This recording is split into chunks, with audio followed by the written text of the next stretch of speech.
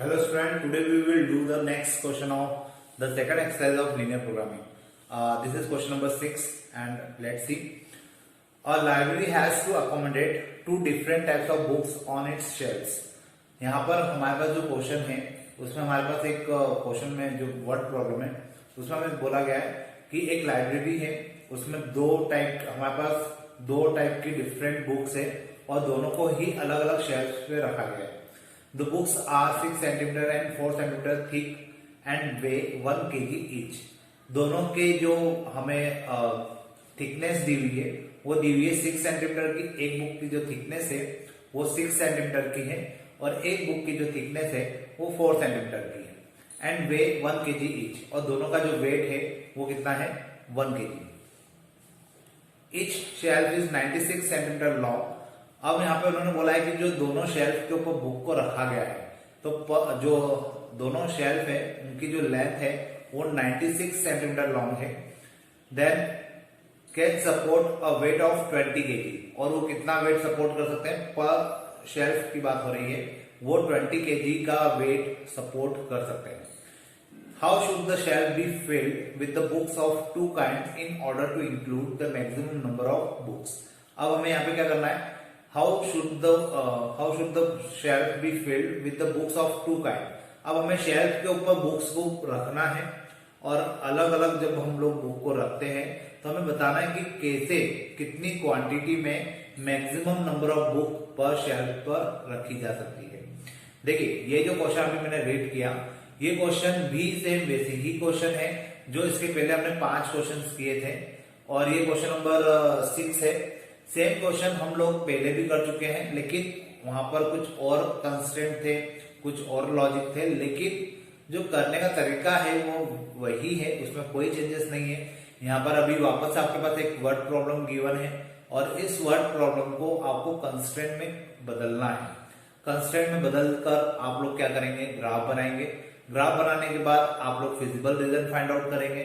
Feasible region find out करने के बाद उसका जो बाउंडेड एरिया है आप उसको पता करेंगे.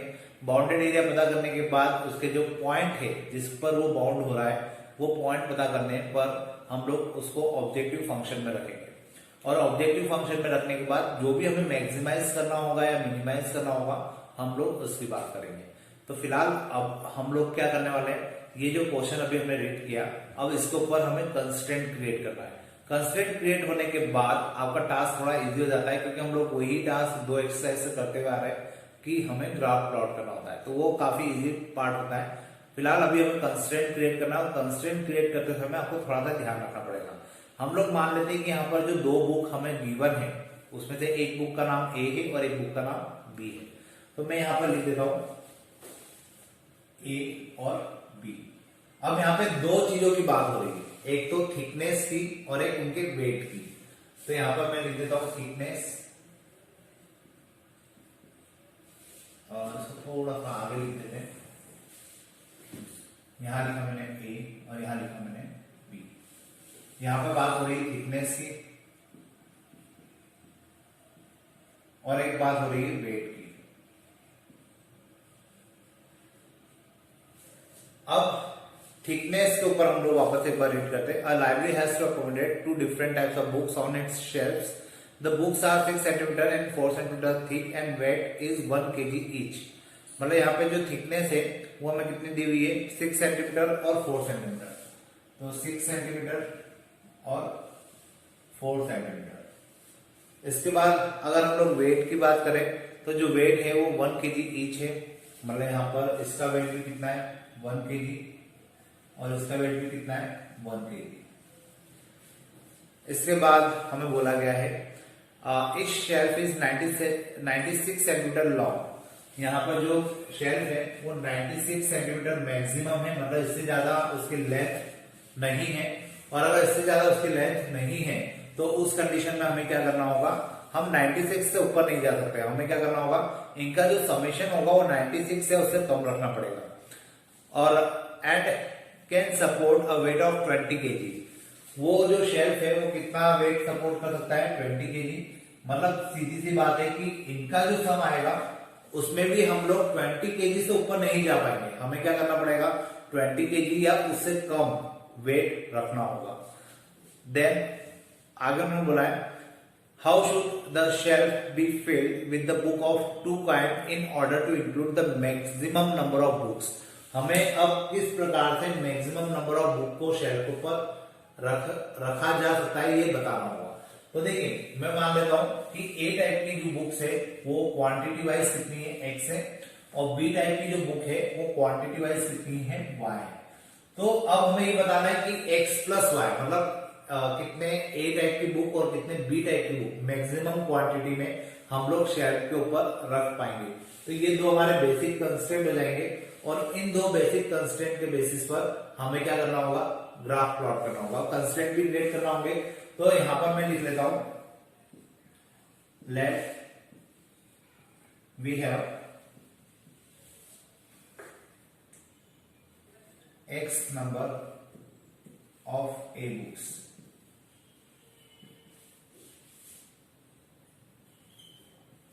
and we have y number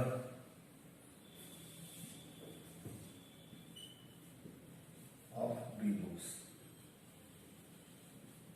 तो मतलब मुझे यहाँ पे अगर प्रॉफिट की इक्वेशन पता करना है, ये दो इक्वेशन, ये दो पॉइंट तो आपको लिखने ही लिखना है। जैसा मैंने आपको लास्ट कुछ वीडियो लेक्चर्स में भी कहा है कि आपको ये लिखना पड़ेगा कि आप x क्या मान रहे हैं और y क्या मान रहे हैं, क्योंकि जब हम लोग आंसर निकालते हैं तो हमें वहां पे बताना पड़ता है कि x कितना है और y कितना है। तो x जो भी निकलेगा वो अगर आपने जो कंसिडर किया होगा उसको रिलेट करेगा। तो सीधी सी बात है कि यहाँ पर आपको a और b के बारे में लिखना पड़ेगा, या x और y जो आपने लिखा है, माना है, कंसिडर किया है, वो भी आपको लिखना पड़ेगा।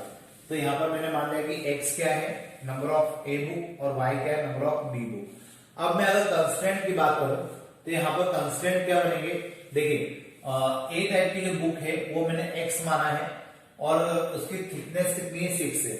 एक बुक की थिकनेस अगर 6 है तो x बुक्स की थिकनेस कितनी हो जाएगी, 6x। उसके बाद बी टाइप की बुक कितनी कंसिडर की हमने, y। एक बुक की थिकनेस अगर 4 है तो y बुक की कितनी हो जाएगी, 4y। और दोनों की जो थिकनेस है टोटल, मतलब ए टाइप की बुक की थिकनेस, टोटल बुक्स की थिकनेस और बी टाइप के बुक्स की टोटल थिकनेस का जो सम है वो 96 से ज्यादा नहीं होना चाहिए। अगर 96 से ज्यादा हो जाएगा तो शेल्फ खत्म हो जाएगा, क्योंकि शेल्फ की जो साइज, जो लेंथ है वो 96 सेंटीमीटर दी है। तो मतलब इन दोनों का जो सम है वो 96 आना चाहिए या इससे कम आना चाहिए। उसके बाद हम लोग अगर वेट की बात करें तो अगर ए टाइप की बुक x है तो एक बुक की वेट अगर 1 kg है तो x बुक की वेट कितनी हो जाएगी, x प्लस। सिमिलरली यहाँ पर हम लोग बोलेंगे कि एक बुक का वेट, बी टाइप की एक बुक का वेट कितना, 1 kg है, तो y बुक का वेट कितना हो जाएगा, प्लस इंटू वाई हो जाएगा ये। और ये जो टोटल वेट है ये 20 kg तक हम लोग ले सकते हैं, या 20 kg से कम ले सकते हैं, उससे ज्यादा नहीं ले पाएंगे क्योंकि उससे ज्यादा वेट जो है शेल्फ को सपोर्ट नहीं करेगा। अब उसके बाद हम लोग बात करते हैं, हमें नंबर ऑफ मैक्सिमम बुक्स की क्वांटिटी निकालना है कि जो हम लोग शेल्फ पे रख पाएंगे। तो यहाँ पे जो प्रॉफिट के लिए इक्वेशन, या प्रॉफिट तो नहीं बोलेंगे इसको, ऑब्जेक्टिव फंक्शन के लिए जो इक्वेशन होगी या जो कंस्ट्रेंट बनेगा वो हो जाएगा x प्लस वाई, और डिफॉल्ट कंस्ट्रेंट हो जाएंगे हमारे x, y greater than equal to 0। तो इस प्रकार से हमारे पास क्या बनेंगे, कंस्ट्रेंट बनेंगे, और यही कंस्ट्रेंट हमें कहाँ यूज करना है, हमारे क्वेश्चन में। अब देखिए यहाँ पे 6x plus 4y less than equal to 96 है।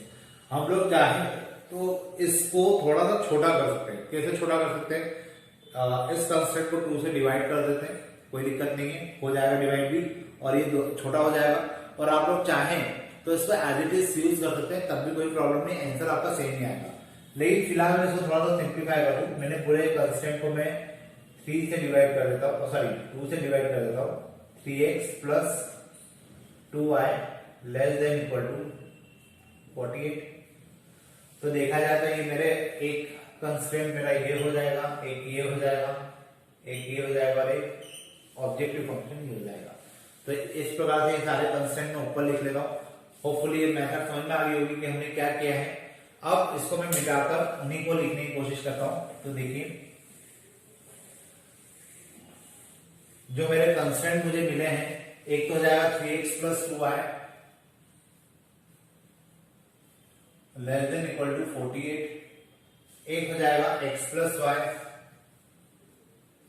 Less than equal to 20, then जो ऑब्जेक्टिव फंक्शन है वो हो जाएगा x प्लस वाई, और जो x comma y default constant है वो हो जाएंगे x comma y greater than equal to 0। तो इस प्रकार से मुझे यहाँ पर कंस्टेंट मिलेंगे और इन दो कंस्टेंट को मुझे सॉल्व करना है। तो again same method, 3x plus 2y equal to 48। हम लोग यहाँ पे क्या करेंगे, टेबल बना लेते हैं, x और y, x की जगह रखा 0 देन वी गेट 24, y की जगह रखा 0 देन वी गेट 16। तो जो कोऑर्डिनेट मुझे मिलेंगे वो मिलेंगे 0,24 और 16,0। सेम हम लोग x प्लस वाई के लिए करेंगे, x plus y less than equal to 20। Sorry यहाँ इक्वल नहीं, यहाँ पे इक्वल सॉरी लेस देन का साइन यहाँ आते हुए इक्वल का साइन आएगा। तो इसके लिए जो टेबल बनेगी वो कुछ ऐसे बन जाएगी, x and y, we put x equal to 0 then we get 20, and when we put y equal to 0 then we get x equal to 20। तो यहाँ जो कोऑर्डिनेट आएंगे वो आ जाएंगे 0,20 एंड 20,0। इसके बाद हम लोग ग्राफ प्लॉट करते हैं। तो देखिए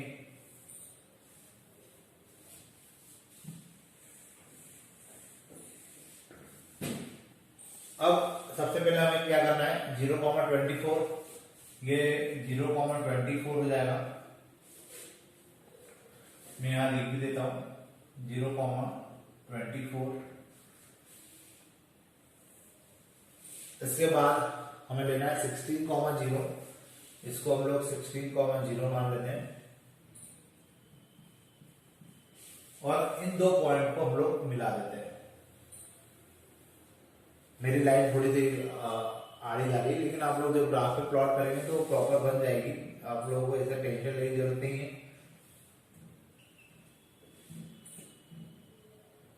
क्योंकि आप लोगों के पास तो ग्राफ पेपर होगा तो आप लोग वहां पे प्रॉपरली इसको प्लॉट कर पाएंगे। उसके बाद हम लोग बात करते हैं 0,20 की। तो 0,20 ऑब्वियसली किससे नीचे आएगा, ये हो जाएगा 0,20, और 0,20 यहां पे बाद में आएगा। तो इन दो पॉइंट को भी हमें मिलाना है।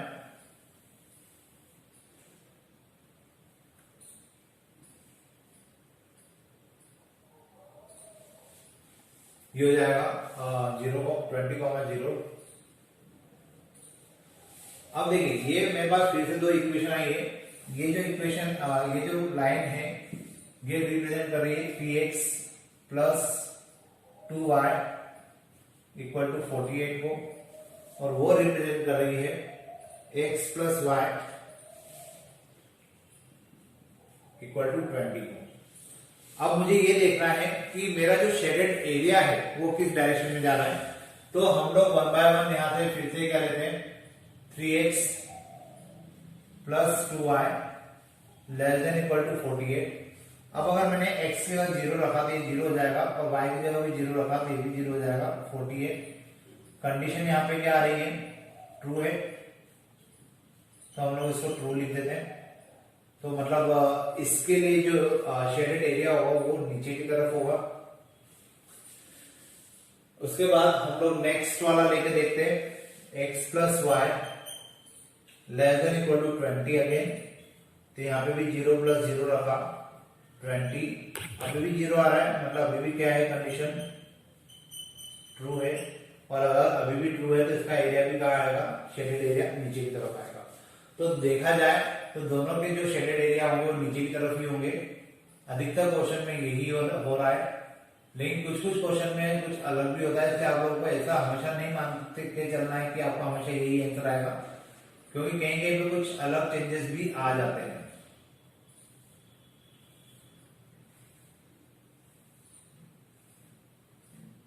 अब हमें ये पॉइंट निकालना पड़ेगा, क्योंकि ये इंटरसेक्शन पॉइंट है। ये पॉइंट तो हमारा बाय डिफॉल्ट क्या होता है, 0,0, वो पॉइंट निकालने के लिए हम लोग इन दो इक्वेशन को आपस में सॉल्व कर लेते हैं। 3x plus 2y equal to 48 और x plus y equal to 20। इस सेकंड इक्वेशन में हम लोग 3 का मल्टीप्लाई करते हैं, तो 3x plus 2y equal to 48, 3x plus 3y equal to 60।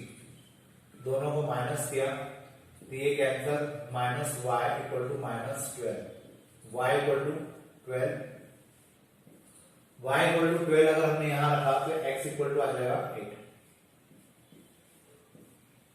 ठीक है, तो इस प्रकार से क्या होगा, मुझे कोऑर्डिनेट मिल जाएंगे 8, 12।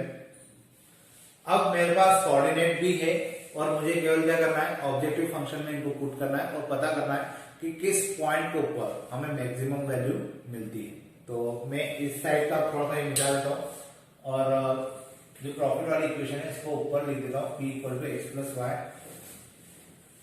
तो हम लोग इसको प्रॉपरली देख भी पाएंगे और कर भी पाएंगे। तो देखिए p इक्वल टू कितना है मेरे पास, प्रॉफिट वाला ऑब्जेक्टिव फंक्शन है p equal to x plus y. अब इसके बाद हम लोग क्या करेंगे, यहाँ पे 1 बाय 1 ये 4 पॉइंट पुट करेंगे। तो सबसे पहले हम लोग 0 0 ले लेते हैं, for 0, 0 p equal to 0 plus 0 और ये हो जाएगा फाइनली 0। फिर for 0, 20 p equal to 0 plus 20, ये हो जाएगा कितना 20। फिर फॉर 16, 0 ये हो जाएगा p इक्वल टू 16 प्लस 0 मतलब 16। अब देखिए ये जो क्वेश्चन है ये थोड़ा सा इजी था क्योंकि यहाँ पे क्या हो रहा है, पॉइंट डायरेक्टली आ रहा है। इसकी बात करते हैं, चौथा पॉइंट अभी हमें रखना बाकी है। तो यहाँ पे हम लोग लिखेंगे फॉर 8, 12।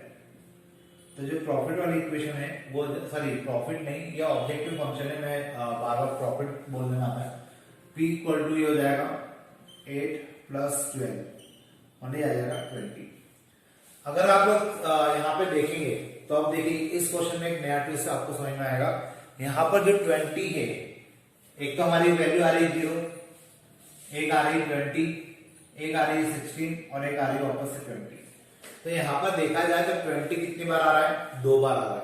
मतलब यहाँ पे दो तरीके ऐसे होंगे कि हम लोग नंबर ऑफ बुक्स को क्या कर पाएंगे, शेल्फ के ऊपर रख पाएंगे। और वो दो तरीके कौन से होंगे, एक तो इस तरीके से और एक इस तरीके से। तो हमें इन दोनों तरीकों को फॉलो करना होगा और आंसर में भी लिखना होगा। अब यहाँ पर लेकिन एक्चुअल में एक दिक्कत ये है कि 0 अगर x, मतलब यहाँ पर हमारे पास क्या हो गया, x को हमने क्या माना था, number of books A type की। तो देखा जाता है यहाँ पे आंसर तो 2 आ रहे थे और हमें यहाँ पे 2 आंसर लिखना भी चाहिए थे। लेकिन दिक्कत क्या होगी, अगर यहाँ पे ये 0 नहीं होता तो हम लोग डेफिनेटली क्या करते हैं, दोनों आंसर को मेंशन करते और दोनों आंसर लिखते भी थे।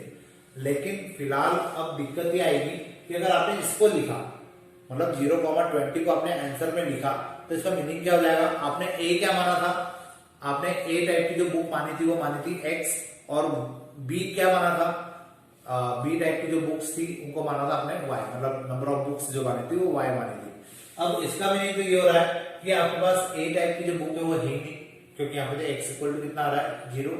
अगर A टाइप की बुक्स नहीं है तो आप लोग शेल्फ पे क्या रख पाएंगे, केवल B टाइप की बुक। और जब केवल B टाइप की बुक रखेंगे तब आपको मैक्सिमम बुक्स रखने का मौका मिलेगा और वो कितना होगा 20।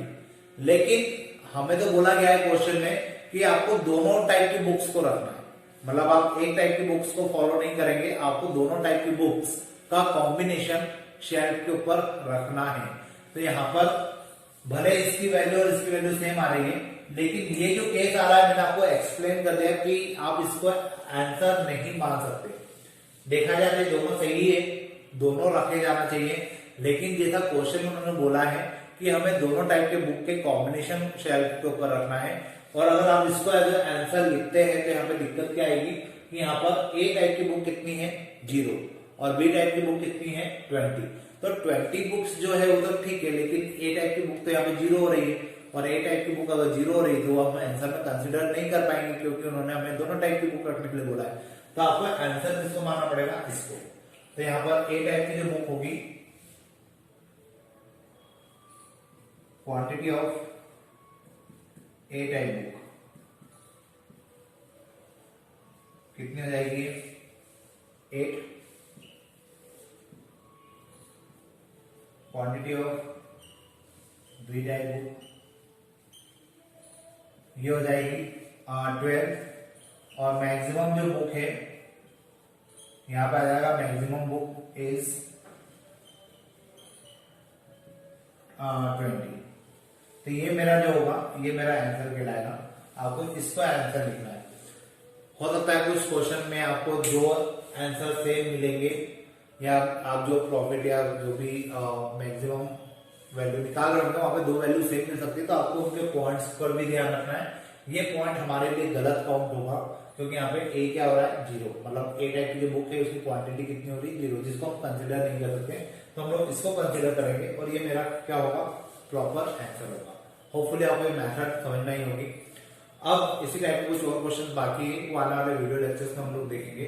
फिलहाल आज के लिए हम इतने रखते हैं। Thank you.